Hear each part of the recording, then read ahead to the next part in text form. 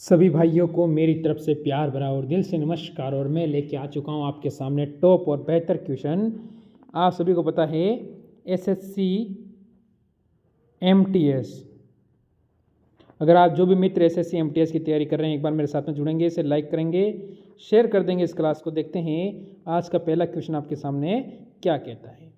आप कमेंट किया कीजिए कि आपको कैसी लगी क्लास, अच्छी लगी हो तो एक बार शेयर भी कर दे, और साथ में सब्सक्राइब नहीं किया ना तो कर लेना, क्योंकि सिलेक्शन वाले क्वेश्चन है। अब देखो पहला क्वेश्चन हमें क्या कहता है। तो अनवर ए सुहेली नामक ग्रंथ किसका अनुवाद है। ये आपसे पूछ रहा है कि ये किसका अनुवाद यानी किसका अनुवाद किया हुआ, किसके बारे में जानकारी इसमें लिखी हुई है। तो आप सभी कहोगे जैसे कि पंचतंत्र, महाभारत, रामायण, सूरसागर। तो मेरे सारे स्टूडेंट ऑप्शन नंबर ए कहेंगे पंचतंत्र। आगे बढ़ो। भारतीय ट्रेड यूनियन कांग्रेस का प्रथम अध्यक्ष कौन था। ये बताना आपको कि अखिल जो भारतीय ट्रेड यूनियन उसके कांग्रेस के जो प्रथम अध्यक्ष थे वो कौन थे। वो ऑप्शन आपके सामने है बाल गंगाधर तिलक, लाला लाजपत राय, अरविंद घोष, स्वामी सच्चिदानंद सरस्वती। तो सभी स्टूडेंट कहेंगे option number B Lala Lajpat Rai. चलो क्वेश्चन नंबर 3 देखो। सम्राट हर्षवर्धन ने 2 महान धार्मिक सम्मेलन का आयोजन किया था। अब आपको स्थान बताना है कि सम्राट हर्षवर्धन ने कहाँ पर किया था। तो सभी कहेंगे कनौज एवं प्रयाग, प्रयाग और थानेश्वर, थानेश्वर एवं वाल्बी, वाल्बी एवं प्रयाग। तो सभी स्टूडेंट ऑप्शन नंबर ए पर जाएंगे। तो आप सभी कहोगे कनौज एवं प्रयाग, आपका बिल्कुल सही है। आगे बढ़ो। किस शासक ने अपने शासनकाल में ही अपना उत्तराधिकारी घोषित करते थे। तो किस शासक थे, वो कौन से शासक थे जो अपने शासनकाल में ही अपना उत्तराधिकारी यानी जो सिंहासन पे कौन बैठेगा उसकी घोषणा कर देते थे।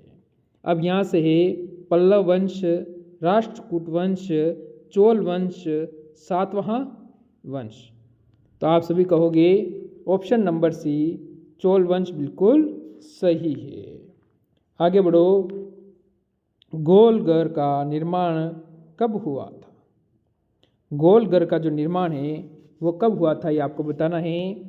तो 1783, 1780, 1785, 1786। अब बताएंगे मेरे सारे स्टूडेंट, यहाँ से जो आपका उत्तर है वो क्या रहने वाला है। तो आप सभी कहोगे ऑप्शन नंबर डी 1786 बिल्कुल सही है। आगे बढ़ो। अगला क्वेश्चन कहता है मुगल बादशाह किसने अपनी आत्मकथा फारसी में लिखी थी। ऐसा कौन सा मुगल बादशाह था जिसने अपनी आत्मकथा यानी जो अपने क्या कार्य किया है, कुछ भी जो उसके जीवन में बीता है उसको अपने फारसी भाषा में लिखी थी।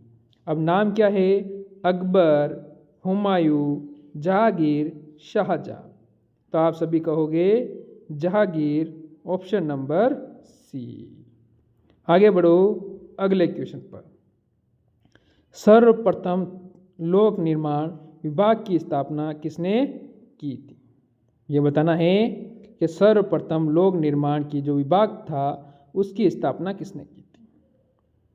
उत्तर देखो इल्तुतमिश, बलबन, अलाउद्दीन खिलजी, फिरोज शाह तुगलक। तो मेरे सारे स्टूडेंट बताएंगे यहाँ से हमारा उत्तर क्या होने वाला है। तो आप सभी कहोगे ऑप्शन नंबर डी सर बिल्कुल सही है, फिरोज शाह तुगलक। आगे बढ़ो। किस बादशाह ने अंतर्गत मुगल सेना में सर्वाधिक हिंदू सेनापति थे। ऐसा कौन सा बादशाह था उसकी सेना में सर्वाधिक हिंदू सेनापति थे, आपको ध्यान रखना है। इसीलिए हर क्वेश्चन को 2 बार रिवीजन करूंगा, साथ साथ में आपको याद हो जाएगा। अब यहाँ से हुमायूं, अकबर, औरंगजेब, जहांगीर। तो आप सभी कहोगे ऑप्शन नंबर सी औरंगजेब। आगे बढ़ो अगले क्वेश्चन पर। किस इतिहासकार ने दीन ए इलाही को धर्म कहा था। आपको ये बताना है कि दिन ए इलाई को उसने क्या कहा था? धर्म कहा था। ऐसा इतिहासकार कौन था? अब यहाँ से अबुल फजल या आप कहोगे निजाउद्दीन, शेख सलीम या फिर अब्दुल कादरी। तो क्या कहोगे आप? अब्दुल कादरी बयाल। बदायूं ऑप्शन नंबर डी यहाँ पर बिल्कुल सही है। आगे इंदिरा गांधी नहर उद्गम स्थल है, यानी इंदिरा गांधी नहर कहाँ से निकलती है? ये आपको बताना है। सबसे लंबी नहर है, सबसे लंबी नहर है भारत की। आखिरकार ये निकलती कहाँ से है? क्या इसका उत्तर मेरे को आप कमेंट करके बता सकते हो? तो बताना है कि ये नहर कहाँ से निकलती है। आगे बढ़ो। मानव नेत्र का कौन सा भाग दान दिया जाता है? यानी हमारा जो नेत्र है, जो हमारी आंखें हैं, उनका कौन सा ऐसा भाग है जिसे हम दान दे सकते हैं? तो रेटिना, कॉर्निया, पूरी आँख, नेत्र लेंस। अब आपको बताना है, तो आप कहोगे कॉर्निया। ऑप्शन नंबर बी बिल्कुल सही है। आगे बढ़ो। पीलिया से सर्वाधिक प्रभावित चीज़ क्या होती है? पीलिया में जो है प्रभावित चीज़ क्या होती है? हमारा जो पीलिया के अंदर जो शरीर होता है, उसमें सर्वाधिक जो हमारा शरीर का अंदर का कौन सा भाग है जो प्रभावित होता है पीलिया के अंदर? तो आप सभी क्या कहोगे कि पीलिया में कौन सा भाग क्या होता है? प्रभावित होता है। तो सभी कहोगे यहाँ से अमाशय, अग्नाशय, यकृत, छोटी आंत। तो सभी कहोगे यकृत। ऑप्शन नंबर सी हो जाएगा। आगे बढ़ो। अगला क्वेश्चन आपके सामने। डायलिसिस किससे संबंधित है? ये बताना है आपको। डायलिसिस किससे संबंधित है? ऑप्शन आपके सामने है किडनी, लीवर, आँखें, मस्तिष्क। तो हम क्या कहेंगे? ये किससे संबंधित है? तो हम सभी कहेंगे किडनी। ऑप्शन नंबर ए मेरे स्टूडेंट दे रहे हैं, वो बिल्कुल सही है। आगे बढ़ो। पौधे के कौन से भाग से हल्दी प्राप्त होती है? पौधा का ऐसा कौन सा भाग है जहाँ से हमें हल्दी प्राप्त होगी? तो हम क्या कहेंगे? जड़ से, पुष्प से, फल से, तना से। तो सभी स्टूडेंट कहेंगे सर ऑप्शन नंबर डी, हमें किससे? तना से हल्दी प्राप्त होती है। अगला क्वेश्चन महाभारत के फारसी अनुवाद का शीर्षक है। यह आपको बताना है क्या इसका शीर्षक है। तो आप क्या कहोगे? अनवर, या आगे रजमनामा, रामायण, अयार। तो आप क्या कहोगे? यहाँ से आप सभी कहोगे रजतनामा। ऑप्शन नंबर बी बिल्कुल सही है। आगे बढ़ो। क्या कहता है क्वेश्चन? किस सुल्तान ने ज़मीन में फसल की नपाई का आधा राजस्व के रूप में दावा किया था? ऐसा कौन सा सुल्तान था जिसने क्या किया था कि ज़मीन में जो आपकी नपाई होगी उसका आधा उस सुल्तान को देना पड़ेगा? तो हम यहाँ से क्या कहेंगे? फिरोज शाह तुगलक, इल्तुतमिश, अलाउद्दीन खिलजी, बलबन। तो सभी स्टूडेंट कहेंगे यहाँ से option number C, Alauddin Khilji. आगे बढ़ो अगले क्वेश्चन पर। बक्सर के युद्ध के समय ईस्ट इंडिया कंपनी की सेना का सेनापति कौन था? तो बक्सर का युद्ध लड़ा गया था। कब लड़ा गया था? 1764 में। सन आपको पता होना चाहिए। उस समय जो अंग्रेजी सेना का सेनापति था, यानी ईस्ट इंडिया कंपनी का जो सेनापति था, वो कौन था? तो आप क्या कहोगे? मुनरो। ऑप्शन नंबर डी बिल्कुल सही है। आगे बढ़ो।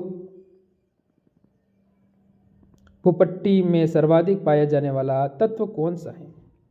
तो सर्वाधिक कौन सा तत्व पाया जाता है? अब यहाँ से कहेंगे हाइड्रोजन, ऑक्सीजन, सिलिकॉन, एल्यूमिनियम। तो हमारा उत्तर होगा ऑक्सीजन। ऑप्शन नंबर बी बिल्कुल सही रहेगा। चलो सभी उत्तर देंगे। विजयनगर के राजा कृष्णदेव राय ने गोलाकोंडा का युद्ध किस राजा के साथ लड़ा था? यानी उसके सामने युद्ध लड़ने वाला शासक कौन था या राजा कौन था, उसके बारे में ये क्वेश्चन हमसे पूछ रहा है। तो क्या कहेंगे? कुली कुतुब शाह, कुतुब बिन ऐबक। तो ये दो तो होंगे नहीं, हरी बुक्कान, इनसे कोई लेना देना नहीं है, बस इस दो में से आपका उत्तर देना है।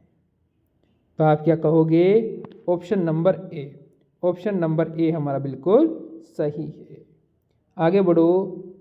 1916 में भारतीय राष्ट्रीय कांग्रेस के लखनऊ अधिवेशन की अध्यक्षता की थी। यानी लखनऊ अधिवेशन की अध्यक्षता किसने की थी? अब क्या कहेंगे हम, अपना उत्तर क्या है? क्या कोई मित्र यहाँ से बता सकता है मेरे? अंबिकाचरण मजूमदार। तो यहाँ से ऑप्शन नंबर आप डी पे चले जाओगे, जो बिल्कुल सही और सटीक उत्तर आपका हो जाएगा। बढ़ो मेरे स्टूडेंट अगले क्वेश्चन पर। भारतवर्ष का सर्वप्रथम किसान आंदोलन था। भारतवर्ष का सर्वप्रथम किसान आंदोलन था चंपारण, बारदौली, बेगूसराय, बिजोलिया। तो आप सभी क्या कहोगे? भारतवर्ष का सर्वप्रथम किसान आंदोलन। तो ऑप्शन नंबर डी आपका बिजोलिया हो जाएगा। आगे बढ़ो। वर्ष 1938 में भारतीय राष्ट्रीय कांग्रेस के हरिपुरा अधिवेशन की अध्यक्षता की थी। 1938 में हरिपुरा में जो अध्यक्षता की थी, सम्मेलन हुआ था, किसने की थी? 38 की बात चल रही है। तो अब्दुल कलाम आज़ाद, जे.बी. कृपलानी, राजेंद्र प्रसाद, सुभाष चंद्र बोस। मेरे स्टूडेंट बताएंगे आप सभी।